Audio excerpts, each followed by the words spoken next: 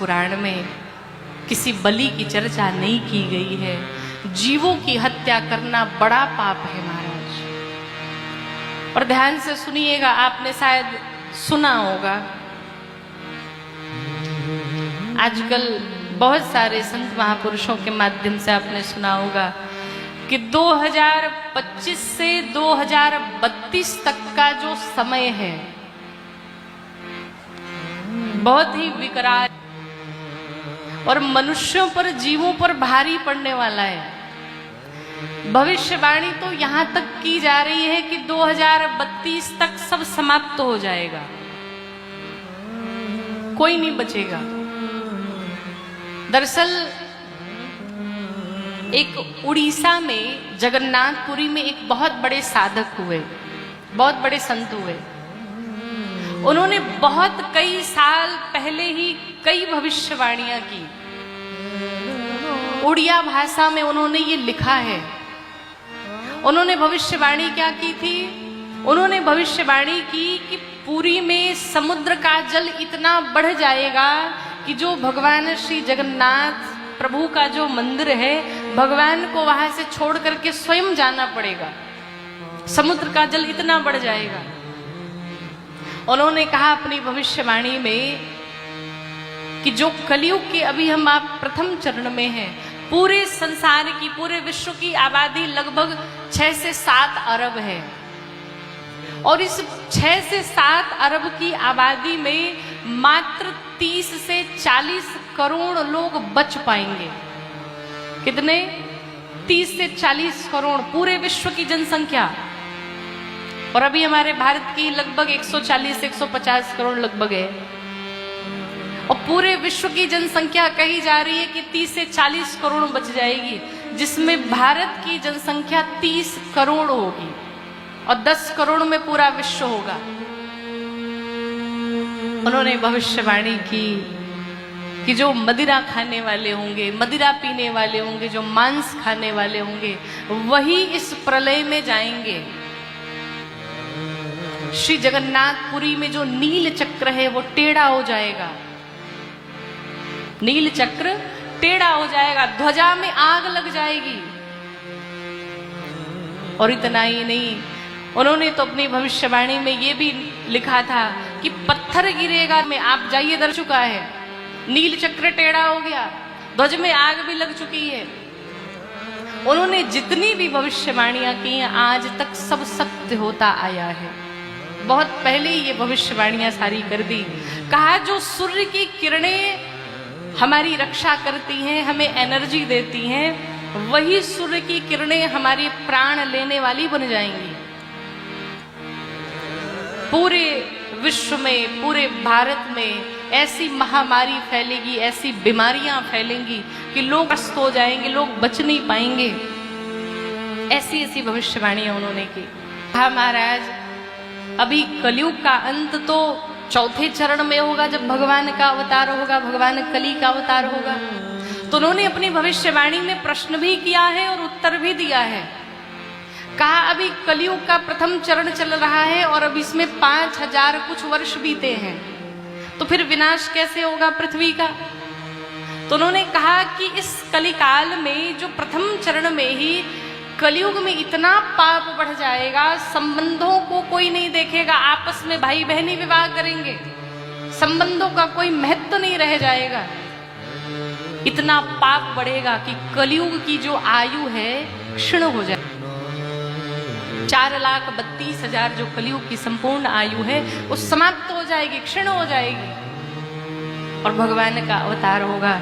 और वो कहते अपनी भविष्यवाणी में कि ऐसा समय आएगा कि जब 30 करोड़ की जनसंख्या पूरे भारत में बच जाएगी तो सतयुग जैसा समय आ जाएगा। कितने साल के लिए? 1000 वर्ष के लिए सतयुग जैसा समय आएगा। 30 करोड़ लोग होंगे कौन? कहा जो भगवत प्रेमी होंगे, जो भगवान का भजन करने वाले होंगे, जो भगवान का भजन करने वाले होंगे, जो जीवों वाले होंगे, जो जीवों पर दया करने वाले होंगे, वरना कोई बचेगा नहीं। और अगर विश्वास से उन्होंने लिखा कि अपनी भविष्यवाणी में कि तृतीय विश्व युद्ध होगा, जल से, वायु से, अग्नि से। अब देखना, अभी थोड़े दिन पहले आपने सुना कि जो अहमदाबाद प्लेन क्रैश हो गया, कितने लोग समाप्त हो गए। तो कहीं ना कहीं वो कलयुग अपना प्रभाव दिखा रहा है।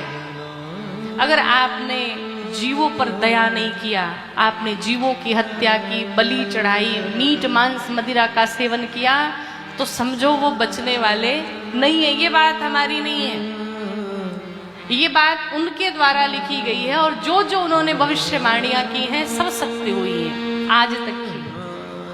तो ऐसा माना जा रहा है कि उनकी आगे की भी जो भविष्यवाणी है 2032 की, वो भी कहीं ना कहीं सत्य होगी। और उनकी तो बात छोड़िए, हमारे सूरदास जी ने पहले ही लिख दिया कि रे मन धीरज क्यों ना धरे, रे मन धीरज क्यों ना धरे। अपने मन को कहते हैं धैर्य क्यों नहीं धारण करते हो, क्या होने वाला है। तो लिखते हैं कि संवत 2000 के ऊपर ऐसा जोग परे, पूरब पश्चिम उत्तर दक्षिण चहु दिस काल फिरे, रे मन धीरज क्यों ना धरे। और उन्होंने लिखा अकाल मृत्यु जग माही व्यापे, अकाल मृत्यु जग माही व्यापे, पर जा बहुत मरे,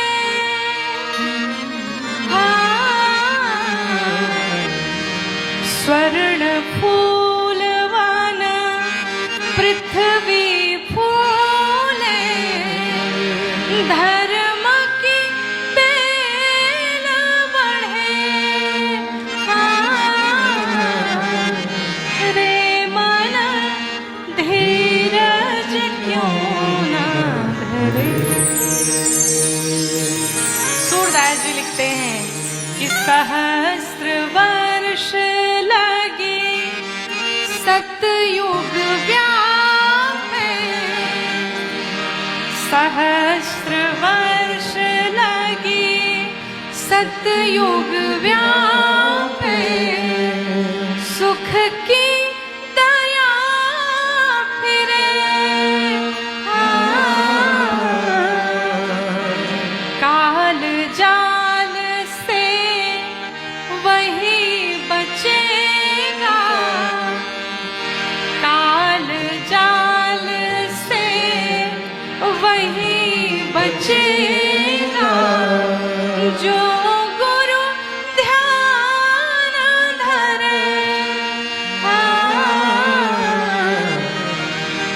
और अंत में सूरदास जी ने लिखा कि सूरदास यह हरि की लीला, सूरदास यह हरि की लीला, तारे नाही टरे, रज क्यों ना धरे। उन्होंने तो भविष्यवाणी की ही। सूरदास जी ने भी अपने पद में लिखा है कि पूरी पृथ्वी पर सभी मर जाएंगे, जो जीव हत्या करेंगे, जो पाप करेंगे, जो मदिरा पान करेंगे, जो व्यभिचार करेंगे, सब समाप्त होंगे।